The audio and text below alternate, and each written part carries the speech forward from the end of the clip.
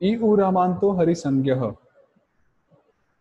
Any nama ending in e rama or u rama is called hari. So the declension starts here.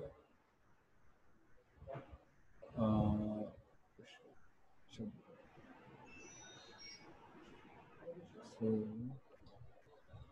this is now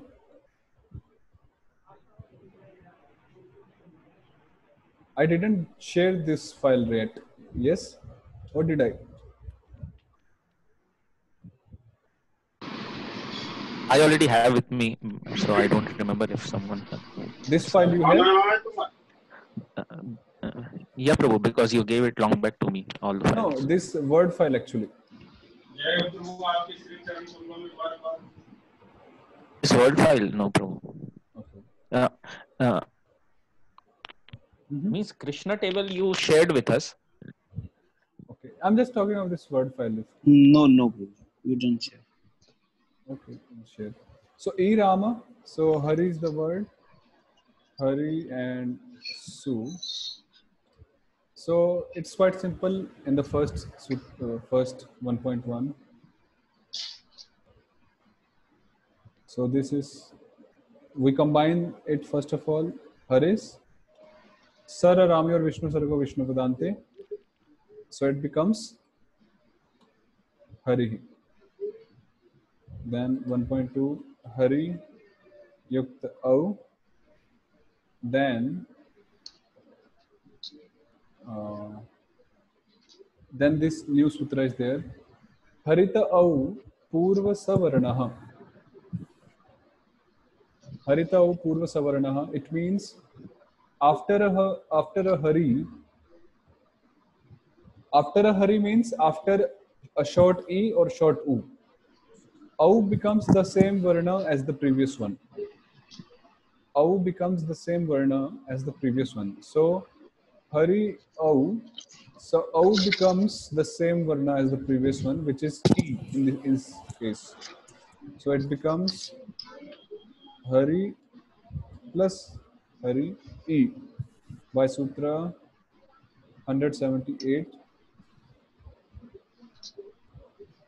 And then,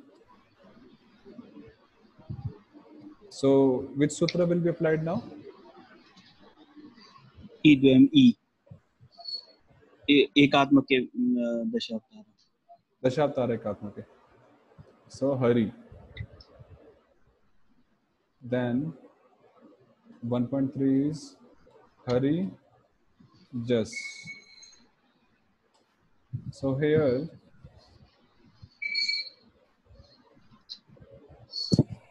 Idvayasya A, Udvayasya O, Hridvayasya Ar, Lridvayasya Al, Govinda Sangya. This is a Sangya Sutra, a definitive sutra.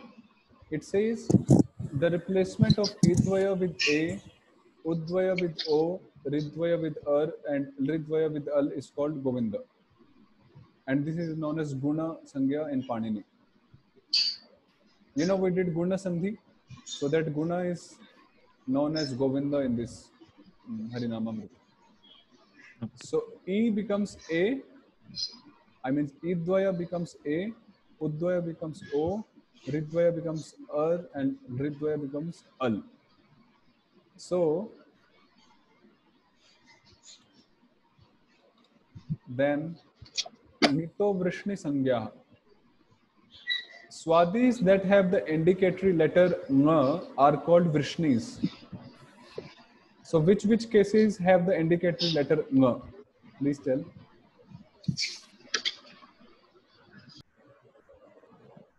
Which cases? 4.1. Okay. 5.1. 5.1. 6.1 and 7.1. Yeah, so these 4 cases are known as Vrishnis. So now, Harer Govindo Jasi Vrishnishu Buddhe Cha. A Hari takes Govinda when Jas, Vrishni or Buddha follows. A Hari means either short E or short U. Takes Govinda when Jas, Vrishni or Buddha follows. So when Jas follow, Hari Yukt Jas, we apply this sutra 181. And what happens is the E of Hari becomes Govinda, and Govinda for E is A. The Govinda for E is A. So this Hari, it becomes Hare and us. Is that clear? Yes, Prabhu. And then which sutra will be applied now? Sandhi Sutra. AI. AI. And we combine AS with it. And now which sutra? Sara Rame और Vishnu सर्गो Vishnu. So it becomes Harayah. Harayah. Okay. Then Hari So in this case, which sutra will be applied? The past sutra. Yes. We also use that in Krishna word. Anyone? Dashavatara Amshas Shasho Ahara. Ahara. Yes, yes. Dashavatara Damshes or Aramaharaha. So it will be Hari and Harim. Harim Vina. What is that verse? Harim Vina. Something is there. Harim Vina. Something like that. Then 2.2. Hari. This is same like 1.2. Sutra 178, which is Harita Au Purva Savarnaha, and it becomes E, and Dashavatara Ekatmake Militva Trivikramaha Hari. Then 2.3 Hari Yukta Shas. So in this case, Dashavatara Amshasor Aramaharaha. So because E is a Dashavatara and Shas is there, so the of Shas gets deleted, and then Dashavatara Trivikramaha Shasi, it becomes Trivikramaha, and Tasmat So Na Pungsi, the Sa becomes Na, so it becomes Harim. Harim. Okay. Then 3.1 is Ta. So in this case, there is sutra.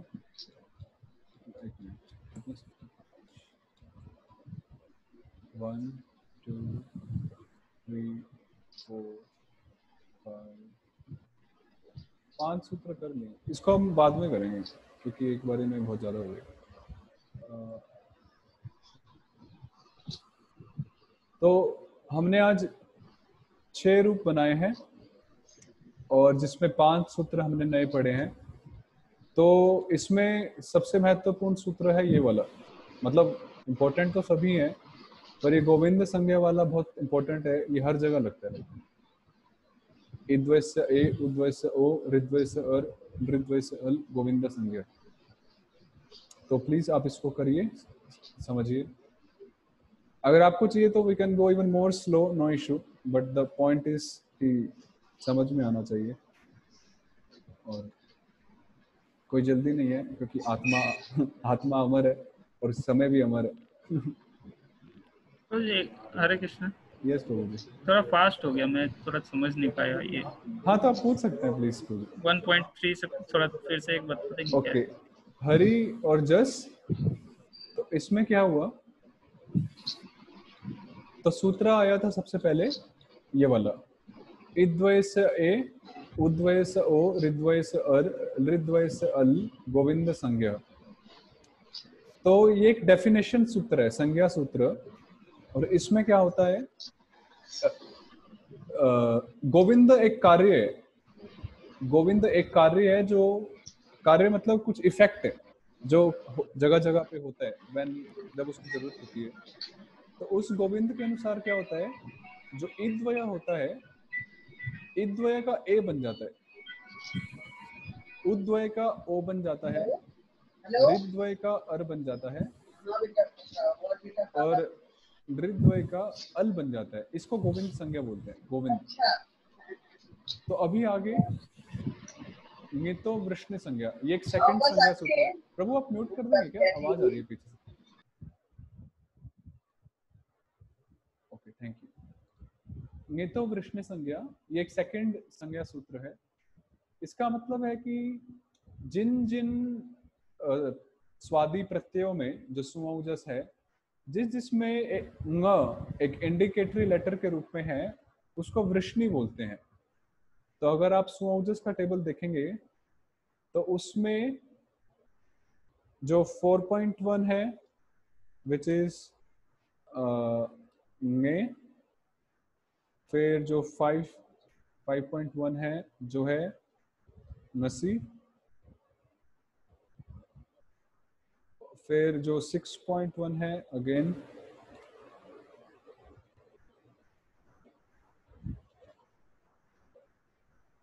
नसी, और जो 7.1 है नहीं sorry. तो ये जो चारों हैं, क्योंकि इनमें न एक इंडिकेटरी लेटर है, तो इन चारों को हम बोलते हैं वृष्णि। ये एक संज्ञा सूत्र है। जैसे हमने यदु संज्ञा पढ़ी थी, यदु संज्ञा में क्या था कि शस से लेके अंत तक इनको सबको यदु बोलते हैं। तो वृष्णि इसको बोलते हैं, इन चारों को वृष्णि बोलते हैं। तो अभी सूत्र है हरेर गोविंदो जैसी। इतना समझ में आया प्रभु जी, ये जो दो डेफिनेशन? यस प्रभु जी, आगे। ओके, तो अभी ये डेफिनेशंस इसलिए दिए हैं क्योंकि ये सूत्र में लगेंगी। तो अभी सूत्र कह रहा है हरेर गोविंदो जैसी वृष्णेषु बुद्धि च, कि एक हरि शब्द का, जब हम बोलते हैं हरि शब्द, तो हरि शब्द का अर्थ है Hari is equal to either short ई और शॉर्ट ऊ। तो एक हरि शब्द का मतलब ई का या ऊ का गोविंद हो जाता है। गोविंद होना मतलब ई का गोविंद क्या होगा? हरे हो जाएगा। और ऊ का गोविंद क्या होगा? वन सेकंड, एक सेकंड। ऊ का गोविंद होगा ओ, ओ हो जाएगा, ठीक है। ऊ का हो जाएगा। तो जब जस बाद में रहे, ये सब परनिमित्त है।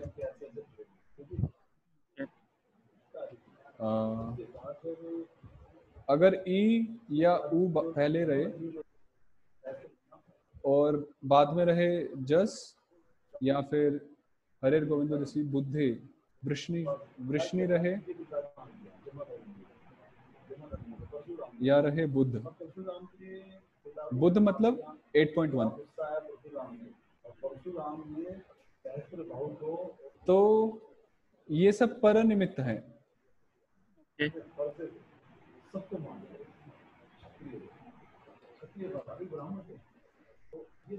और ये है कार्यस्थान।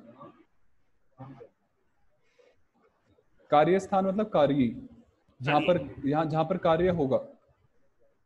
और कार्य क्या है? कार्य है गोविंद।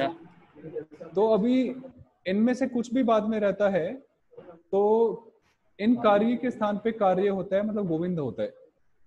तो इस केस में क्या बता रहे हैं, अभी 1.3 में क्या है? 1.3 में जस है बाद में, और जस इसके अनुसार परनिमित्त है, और शॉर्ट ई कार्य स्थान है, कार्य है। तो यहाँ पर ई के स्थान पे गोविंद हो गया सूत्र 181 से। यस, ठीक है। या तो यहाँ तक तो हो गया। जे का डिलीशन हो गया क्योंकि वो एक इंडिकेटिव लेटर है। Yes yes. फिर उसके बाद हमने सूत्र अप्लाई किया ए आई। ए आई हमने किया वहां से संधि सूत्र से। फिर हमने इसको कंबाइन किया, Yes. हर यस और फिर सर रामी और विष्णु सर्ग। ठीक है, Okay. और ये तो सिंपल है। हरि अम, इसमें दशावतारा अम शसोर अराम हरह, जिससे कि अ का डिलीट हो गया, क्योंकि ई दशावतार है।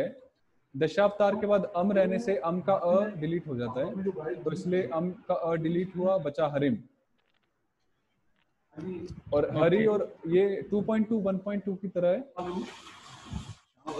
हरित औ पूर्व सवर्ण, वो वाला सूत्र 178। फिर 2.3 हरि युक्त शस, इसमें क्या हुआ, दशावताराद अम शसोर अराम हरह, वो लगाया तो शस का अ चला गया, बचा ये। इसके बाद दशावतारस्य त्रिविक्रमः शशि, इस ई का त्रिविक्रम हो गया उस सूत्र से, दशावतारस्य त्रिविक्रमः शशि। और जो स था उसका बन गया न, जैसे कृष्णान में बना था, Yes. Yes. और ये बन गया हरीन। Areen. बस इतना ही किया हमने, ये हम परसों करेंगे यहाँ से। Okay.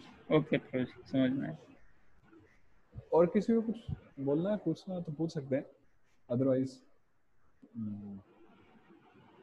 फिर इसको यहीं रुकते हैं आज। तो प्लीज आप सुओजस भी याद कीजिए, और सूत्र याद करेंगे तो अच्छा है, अगर याद नहीं करेंगे उनका एप्लीकेशन याद रहेगा कि कौन से कहाँ पर क्या आता है, तो उससे भी हो जाएगा, नो इशू। और अगर बिल्कुल भी नहीं हो रहा है तो एटलीस्ट जो फॉर्म्स आखिरी में बनते हैं, जैसे Krishna table, Hari table, at least वो टेबल्स याद करने हैं, क्योंकि अल्टीमेटली हमें टेबल्स की जरूरत है कि 1.1 क्या होता है, 2.1 क्या होता है, 7.1 क्या होता है। अगर सूत्रस नहीं हो पा रहे हैं या कुछ भी है, कोई दिक्कत नहीं है, एटलीस्ट जो टेबल्स हम बना रहे हैं, जो पूरे फॉर्म्स हैं 21 फॉर्म्स, वो याद होने चाहिए, तो उससे भी हो जाएगा।